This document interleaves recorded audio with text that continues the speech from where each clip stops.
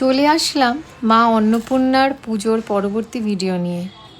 এই প্রথম আমরা মা অন্নপূর্ণার পুজো পালন করলাম, আর তার পেছনে রয়েছে এক গভীর কারণ। যেমন বলা হয় সবই প্রভুর ইচ্ছা, তার ইচ্ছা ছাড়া একটি পাতাও নড়ে না, এই কথাটি সত্যি একদম যথার্থ।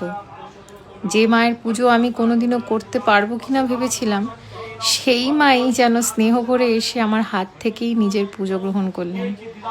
হঠাৎ করে বরের কি মনে হলো, তিনি মায়ের ছবি নিয়ে এলেন, আর সেখান থেকেই শুরু হলো আমাদের সিদ্ধান্ত, যেহেতু আমাদের ঘরে দেবীর শক্তির আগমন ঘটেছে, তাও আবার নবরাত্রি চলাকালীন, তাই যথাযথভাবে তার পুজো করা উচিত।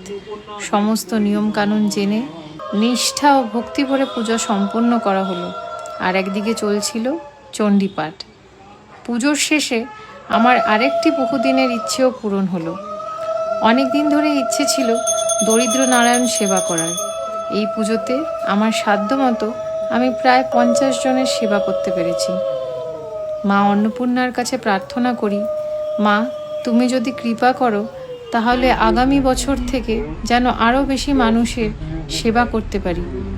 এই বছরের সংখ্যাটা কম হলেও আগামী দিনে যাতে রাস্তায় যেসব অভুক্ত মানুষদেরকে দেখি, তাদের পাশে দাঁড়ানোর শক্তি ও সাধ্য দুটোই যেন তুমি আমাকে দাও।